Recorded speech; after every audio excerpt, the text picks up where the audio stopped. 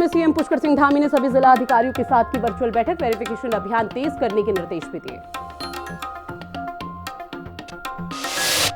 दिल्ली की मुख्यमंत्री रेखा गुप्ता ने परिवार के साथ बद्रीनाथ और केदारनाथ धाम में किए दर्शन पूजन। देशवासियों के लिए सुख समृद्धि की कामना की। हरिद्वार में करोड़ों के जमीन घोटाले मामले पर 3 जून को कांग्रेस का हल्ला बोल। हरिद्वार में रैली कर सरकार को घेरेगी अब कांग्रेस। रुड़की में सैकड़ों किसानों ने बकाया गन्ना भुगतान को लेकर तहसील पर किया धरना प्रदर्शन। इकबालपुर शुगर मिल पर बकाया 150 करोड़ रुपए के जल्द भुगतान की मांग की गई।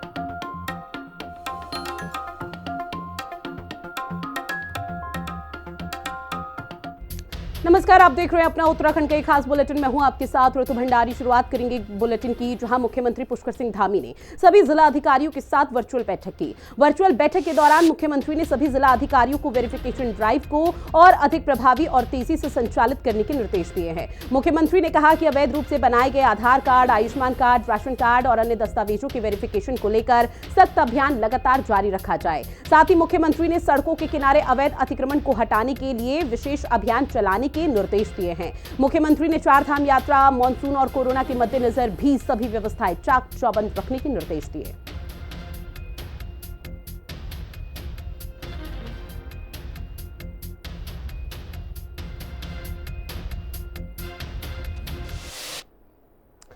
बात करेंगे अब हरिद्वार की, जो हरिद्वार में करोड़ों के जमीन घोटाले की जांच पूरी हो गई है। जांच अफसर आईएएस रणवीर सिंह चौहान ने अपनी रिपोर्ट शासन को सौंप दी, जहां इसमें 3 बड़े अधिकारी संदेह के घेरे में हैं। जहां अब सरकार को जांच रिपोर्ट के आधार पर जमीन घोटाले पर निर्णय लेना है। वहीं इस पूरे मामले को लेकर कांग्रेस हरिद्वार में 3 जून को बड़ा प्रदर्शन करने जा रही है, जिसके जरिए घोटाले के दोषियों पर कार्रवाई के लिए सरकार पर दबाव बनाया जाएगा। हरिद्वार नगर निगम भूमि घोटाले की जांच पूरी। बड़े अफसर फंसे, सरकार को कांग्रेस घेर रही। घोटाले को लेकर कांग्रेस का कड़ा प्रहार। किसके संरक्षण में घोटाला, बताए सरकार। हरिद्वार में नगर निगम के करोड़ों की जमीन घोटाले की जांच पूरी हो गई है। मामले की जांच कर रहे आईएएस रणवीर सिंह चौहान ने अपनी रिपोर्ट शासन को सौंप दी है। इस मामले में 3 बड़े अधिकारी संदेह के घेरे में हैं, जिनमें हरिद्वार डीएम, तत्कालीन नगर आयुक्त और एसडीएम शामिल हैं। अब सरकार को जांच रिपोर्ट के आधार पर जमीन घोटाले में दोषियों पर कार्रवाई करनी है। सूत्रों के मुताबिक रिपोर्ट में कहा गया है कि नगर निगम के गार्बेज डंपिंग यार्ड के विस्तारीकरण के लिए जमीन खरीदने की प्रक्रिया में गंभीर अनियमितता बरती गई। जमीन खरीदने के एवज में 54 करोड़ रुपए का भुगतान किया गया, जबकि इसकी कीमत 15 करोड़ रुपए भी नहीं थी। आचार संहिता के दौरान नगर निगम ने साल 2024 में 33 बीघा जमीन खरीदी। नगर निगम के गार्बेज डंपिंग यार्ड के विस्तारीकरण के लिए जमीन खरीदी गई।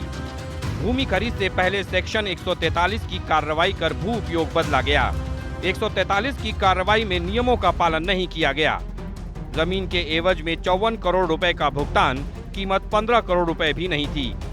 मामला सामने आने पर सीएम पुष्कर सिंह धामी ने दिए जांच के आदेश।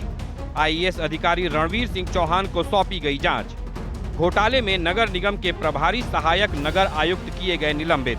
प्रभारी अधिशासी अभियंता, कर एवं राजस्व अधीक्षक, अवर अभियंता भी निलंबित।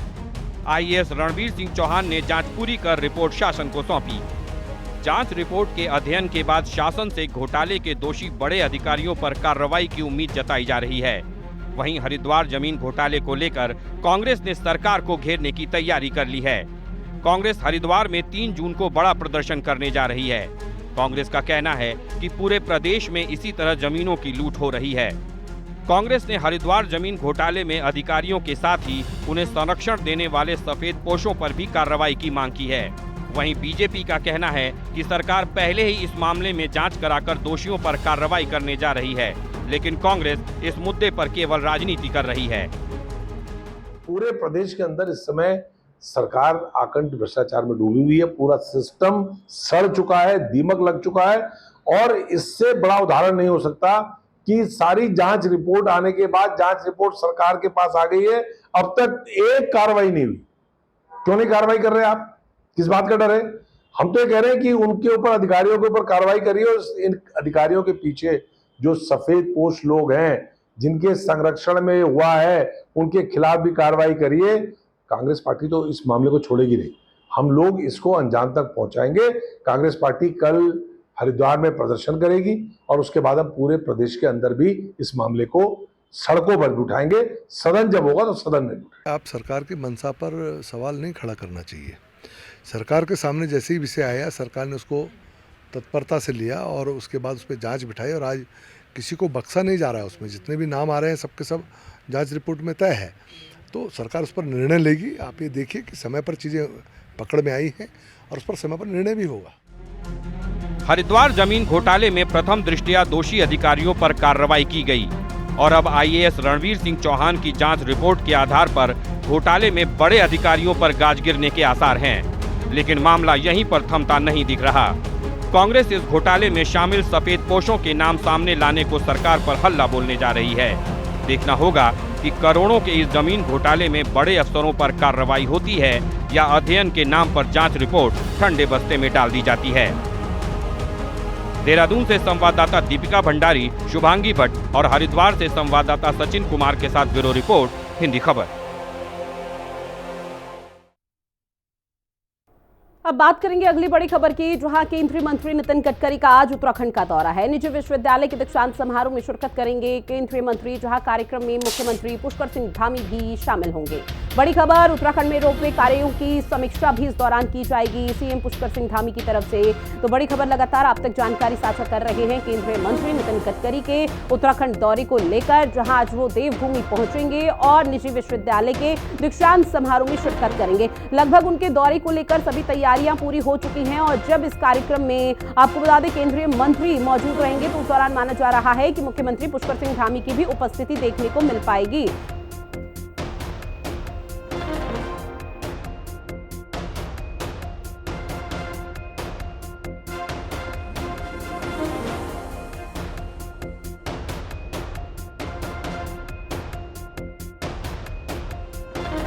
महत्वपूर्ण कई मायनों में हो जाता है और ऐसे में जब देवभूमि वो पहुंचेंगे तो निश्चित तौर पर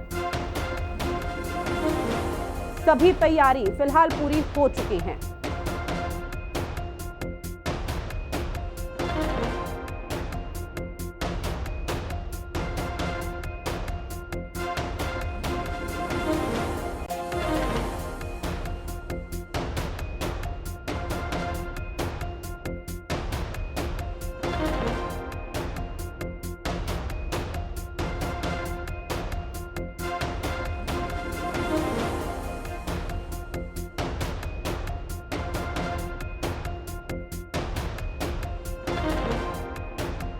में शामिल होंगे, जहां उत्तराखंड में रोपवे कार्यों की समीक्षा भी इस दौरान की जाएगी। तो निश्चित तौर पर ये पूरा जो कार्यक्रम है या फिर जो दौरा है केंद्रीय मंत्री नितिन गडकरी का, ये बेहद महत्वपूर्ण कई मायनों में हो जाता है और जब देवभूमि पहुंचेंगे तो सीएम पुष्कर सिंह धामी भी इस दौरान उनका स्वागत करेंगे, उनकी अगवानी करेंगे, क्योंकि केंद्रीय मंत्री नितिन गडकरी आज उत्तराखंड के दौरे पर है। निजी विश्वविद्यालयों के दीक्षांत समारोह में शिरकत आज करने जा रहे हैं और ऐसे में नितिन गडकरी का जो उत्तराखंड का दौरा, उसको लेकर बीजेपी कार्यकर्ताओं में भी खासा उत्साह देखने को मिल रहा है। माना यह जा रहा है कि शायद किसी तरह से कोई डिस्कशन यहां पर होगा, क्योंकि निश्चित तौर पर देवभूमि के जब दौरे पर पहुंचेंगे तो ये बेहद महत्वपूर्ण हो जाता है। सीएम पुष्कर सिंह धामी की उपस्थिति भी इस दौरान देखने को मिलेगी। तो बड़ी खबर, अहम जानकारी लगातार आप तक साझा कर रहे हैं, जहां निजी विश्वविद्यालय में दीक्षांत समारोह में शिरकत करेंगे, छात्रों से मुखातिब होंगे, छात्रों से बातचीत इस दौरान की जाएगी नितिन गडकरी की तरफ से। तो कार्यक्रम में सीएम धामी भी मौजूद रहेंगे। बड़ी खबर लगातार आप तक साझा कर रहे हैं।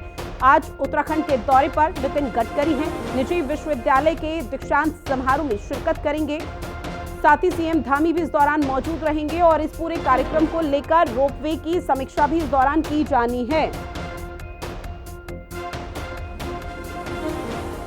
अशोक मेरे सहयोगी हमारे साथ लाइव बने हुए हैं। अशोक, केंद्रीय मंत्री नितिन गडकरी का देवभूमि का दौरा कितना महत्वपूर्ण?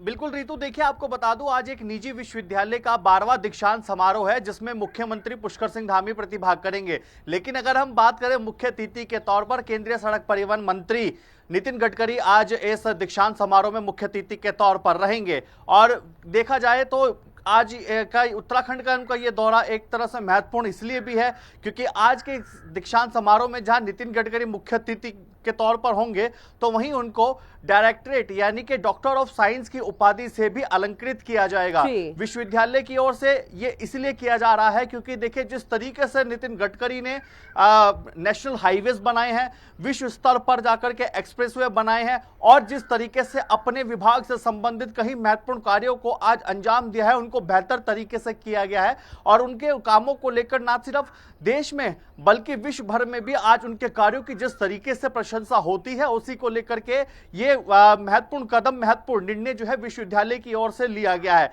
इसी के साथ साथ अगर हम इस दीक्षांत समारोह की देखिए अगर बात करें तो इस दीक्षांत समारोह में करीब 3100 से अधिक छात्र छात्राओं को आज उपाधि देकर के अलंकृत किया जाएगा, जिसमें से अगर बात की जाए तो 46 ऐसे छात्र छात्राएं होंगे जिनको की गोल्ड पदक, इसके अलावा 44 को सिल्वर पदक और 46 को ब्राउन पदक देकर के सम्मानित किया जाना है। वहीं इसके अलावा अलग अलग कोर्सेज में छात्र छात्राओं को उपाधि देकर के आज सम्मानित किया जाएगा। तो कुल मिलाकर के कहें तो नितिन गडकरी का आज का ये दौरा कई मायनों में महत्वपूर्ण भी रह सकता है। वहीं दूसरी तरफ मुख्यमंत्री के अगर कार्यक्रम को लेकर के भी देखिए अगर बात करें तो करीब 1:15 बजे मुख्यमंत्री एक निजी होटल में पहुंचेंगे, जहां पर उत्तराखंड में जो इस समय रोपवे जहां पर भी उनका निर्माण कार्य चल रहा है, उनकी समीक्षा बैठक आज मुख्यमंत्री की अध्यक्षता में आज होनी है। इस दौरान विभागों से संबंधित अधिकारी भी और सचिव भी इस बैठक में मौजूद रहेंगे। अभी तक देखिए ऋतु, आपको बता दूं कि उत्तराखंड में अगर हम बात करें तो देहरादून से यानी कि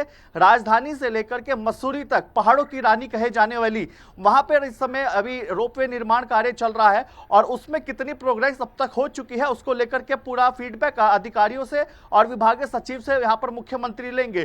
क्योंकि देखिए अभी अगर हम बात करें तो करीब देहरादून से मसूरी का जो डिस्टेंस है करीब 45 से 50 किलोमीटर का है, लेकिन जो निर्माण कार्य चल रहा है रोपवे का, इससे डिस्टेंस काफी हद तक कम भी होगा और जो अन्य राज्यों से और देखिए जो पर्यटक और लोग पहुंचेंगे, चाहे मसूरी पहुंचे, देहरादून पहुंचे, उनको शायद एक बहुत बड़ी सहूलियत मिलेगी और इसी को लेकर राज्य सरकार निरंतर प्रयास भी कर रही है किस तरह से विकास की एक नई पटकथा, नई कहानी लिखी जाए उत्तराखंड में, देवभूमि में, और लोगों को कोई यहां पर परेशानी ना हो। लेकिन इस दौरान जब नितिन गडकरी पहुंचेंगे तो क्या सीएम पुष्कर सिंह धामी भी उनके साथ दीक्षांत समारोह उस कार्यक्रम में मौजूद रहेंगे क्या?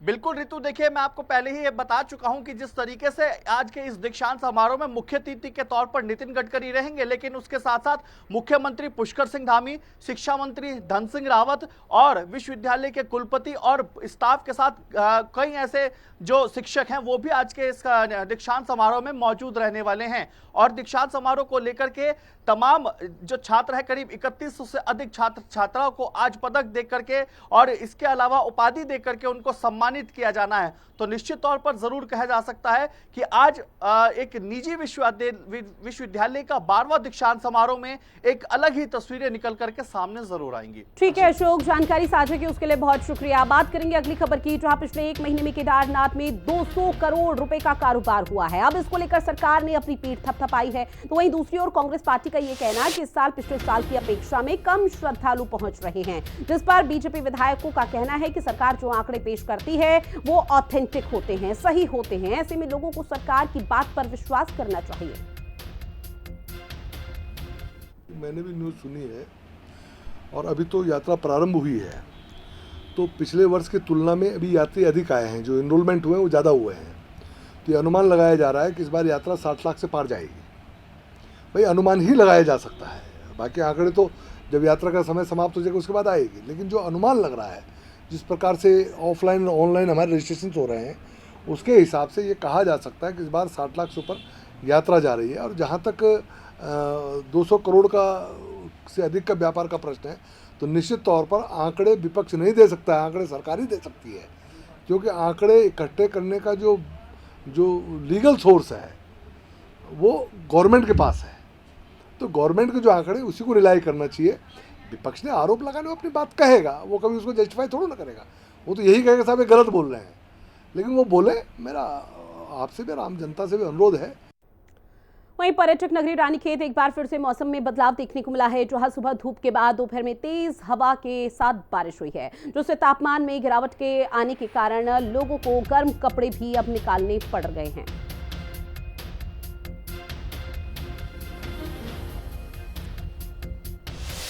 अब खबर देहरादून से है, जहां the presidency international school Bhaniyawala ने तकरीबन 5,72,000 की पेनल्टी जमा कराई है। साथ ही लिखित रूप में फीस कम करने की जिला प्रशासन को सहमति दी है। जिला अधिकारी सविन बंसल शिक्षा माफियाओं पर कड़ा रुख अपनाए हुए हैं, जिससे एक और जहां अभिभावकों में खुशी है तो वहीं शिक्षा माफिया में भी प्रशासन का डर पैदा हो गया है। फीस बढ़ोतरी पर जिला प्रशासन जीरो टॉलरेंस की नीति अपनाए हुए है।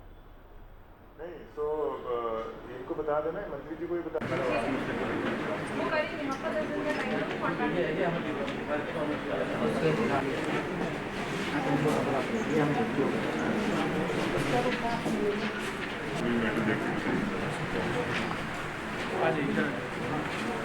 पेरेंट ऑर्गेनाइजेशंस और सिविल सोसाइटी ग्रुप से प्राप्त हो रही थी।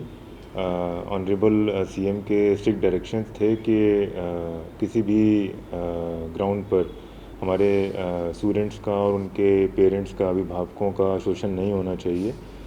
इसी के चलते जो ये एलिज्ड नेक्सस है, इसको टेक ऑन करने के लिए सारी कार्रवाई की गई है और अभी भी गतिमान है। इसमें special task force headed by CDO operate कर रही है और जहाँ जहाँ से भी हमको किसी भी स्कूल की शिकायतें प्राप्त होती हैं तो उनका रजिस्ट्रेशन, उनके द्वारा जो एफिडेविट्स दिए गए थे at the time of seeking NOC, जो हमारा नॉर्म्स हैं एनुअल फीस के हाइक के, वो फॉलो किए जा रहे हैं कि नहीं, तो इसका गहनता से विश्लेषण किया जाता है और उसी का नतीजा है कि many number of schools have exceeded to CDO's instructions, that committee's instructions, and they have been complied with. उन्होंने उनका अनुपालन भी किया है।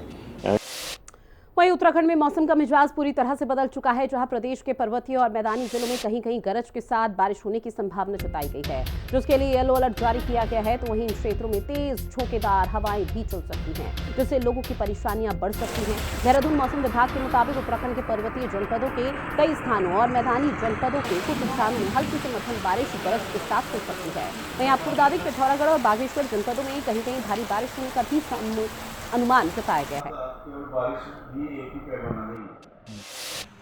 तो आज अगर बात करें तो अनेक जगहों तक गढ़वाल रीजन में और कुछ जगहों तक में कुमाऊं रीजन में इस तरह की एक्टिविटी रहेगी। प्लेन्स में भी कुछ जगहों तक आप कह सकते हैं हल्की या मध्यम तक जो है रेन और थंडरस्टॉर्म एक्टिविटी मिलने वाली है। जहाँ तक वार्निंग की बात है आज के लिए, तो उसमें आप ये कह सकते हैं चेतावनी में कि जो गढ़वाल के डिस्ट्रिक्ट है, अंदर के डिस्ट्रिक्ट्स हैं, तो उसमें छुटपुट जो थंडरस्टॉर्म एक्टिविटी उसमें आप देखते हैं कि तेज़ हवाएं या फिर लाइटनिंग है, बिजली गिरना या इसी तरह जो है तेज़ शावर जो है, तो एक आध दुक्का जगहों में इस तरह की चीज़ें हिल्स में वो देखने को मिल सकती है। बाकी यानी कोई विशेष नहीं, तो वॉचफुल रहना है। जब थंडरस्टॉर्म एक्टिविटी चल रही है उस समय थोड़ी देर सेफ जगह पे इंतज़ार करें, जैसे ही ख़त्म होती फिर आगे बढ़ा जा सकता है। ये एक्टिविटी किसी जगह में 1 से 2 घंटा ही चलती है। अब खबर देहरादून से है, जहां मुख्यमंत्री पुष्कर सिंह धामी की अध्यक्षता में शासकीय आवास पर प्रदेश के सभी जिला अधिकारी के साथ वर्चुअल समीक्षा बैठक की गई है। देहरादून जिला अधिकारी सविन बंसल ने बताया कि बैठक में अपने अपने जिले से संबंधित विकास कार्य की रिपोर्ट मुख्यमंत्री के समक्ष रखी गई। इस दौरान 4 धाम यात्रा, आगामी मानसून, पेयजल संकट और कोरोना के मामलों को लेकर चर्चा हुई।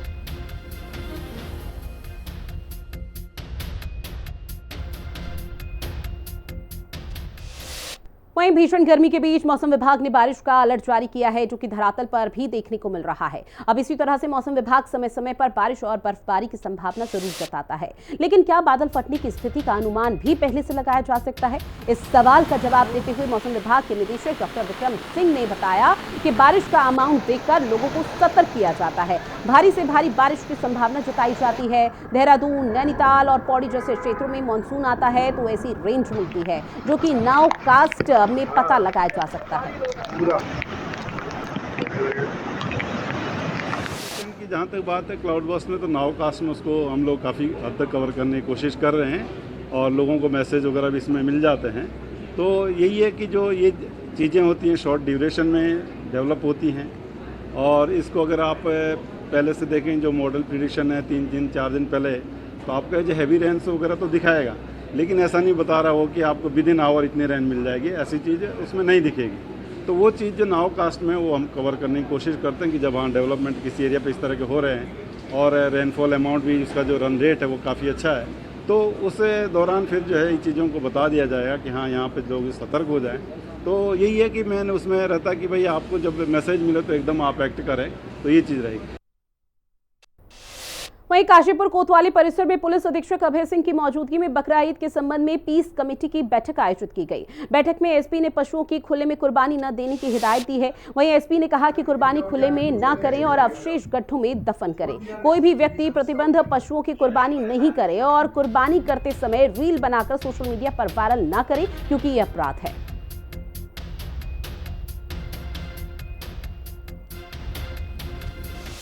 वहीं विकासनगर के शंकरपुर में क्षेत्रीय किसानों की आय बढ़ाने के लिए उन्हें मशरूम और अन्य उत्पादों की ट्रेनिंग देने के कार्यक्रम आयोजित किए गए हैं। कार्यक्रम में पीएनबी बैंक के सहयोग से किसानों को आसान किश्तों पर लोन उपलब्ध कराया जा रहा है। कार्यक्रम में मुख्य अतिथि पीएनबी के जोनल अधिकारी अनुपम कुमार ने बैंक लोन से संबंधित कई विषयों पर अपने विचार किसानों और प्रशिक्षुओं के समक्ष रखे हैं। जोनल अधिकारी ने बताया कि अब किसानों को मिलने वाले लोन आसानी से उपलब्ध कराए जा रहे हैं।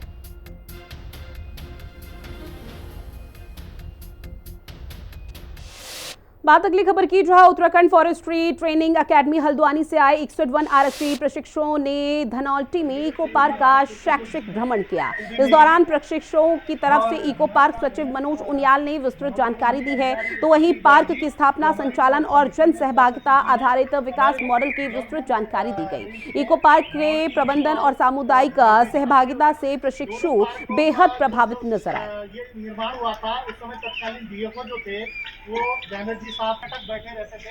लोग अपना यहाँ पर चाय।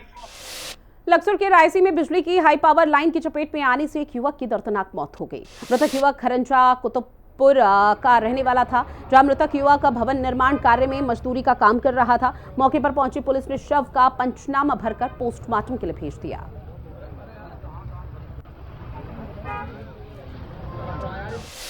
टिहरी में जिला अधिकारी मयूर दीक्षित ने जिला सभागार में जिले में संचालित विभिन्न योजनाओं को लेकर संबंधित अधिकारियों के साथ एक बड़ी बैठक की। जिला अधिकारी ने 5 जून पर्यावरण दिवस से हरेला पर्व तक आयोजित होने वाले पौधारोपण अभियान को लेकर सभी संबंधित अधिकारियों के दायित्व निर्धारित किए हैं। उन्होंने सभी अधिकारियों को एक पेड़ मां के नाम से रोपित करने हेतु जगह चिन्हित करने के निर्देश दिए। साथ ही रोपे गए पौधों की सुरक्षा के लिए जरूरी इंतजाम करने के निर्देश दिए।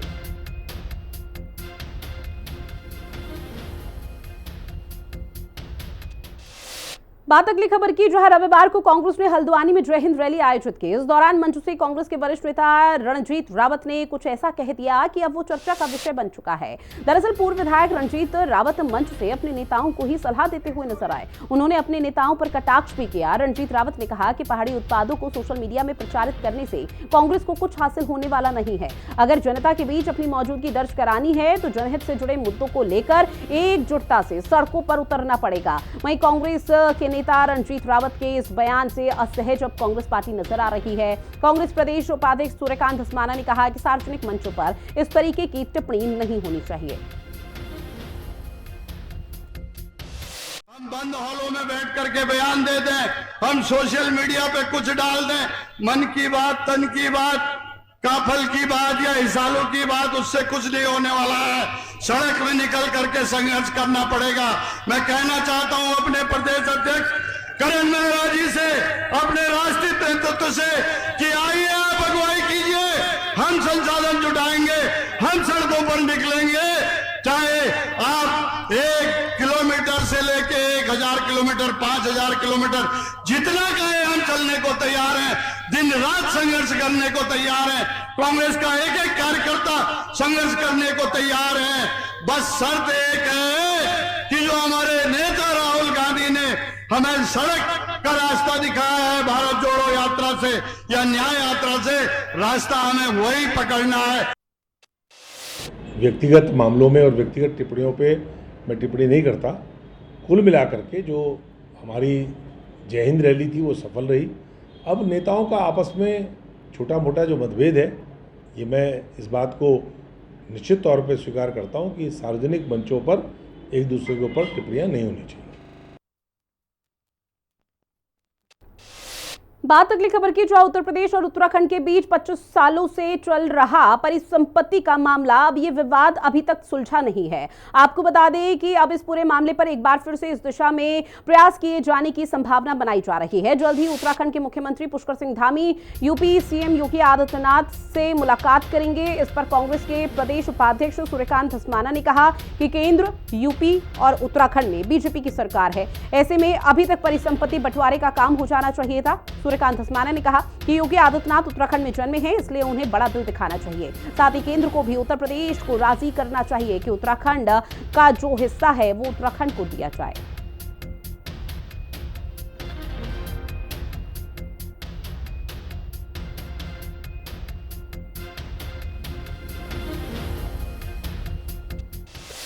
ऑपरेशन सिंदूर की सफलता पर भाजपाइयों ने जसपुर में तिरंगा यात्रा निकालकर भारतीय सेना का सम्मान किया। इस दौरान सेना के शौर्य की प्रशंसा भी की गई, जहां सुभाष चौक पर भाजपाई समेत कई लोग एकत्रित हुए।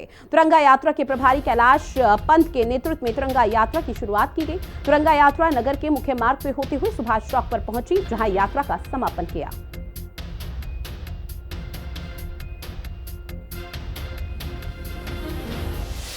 और चलिए बुलेटिन में इतना ही। आप बने रहिएगा हिंदी खबर के साथ। नमस्कार।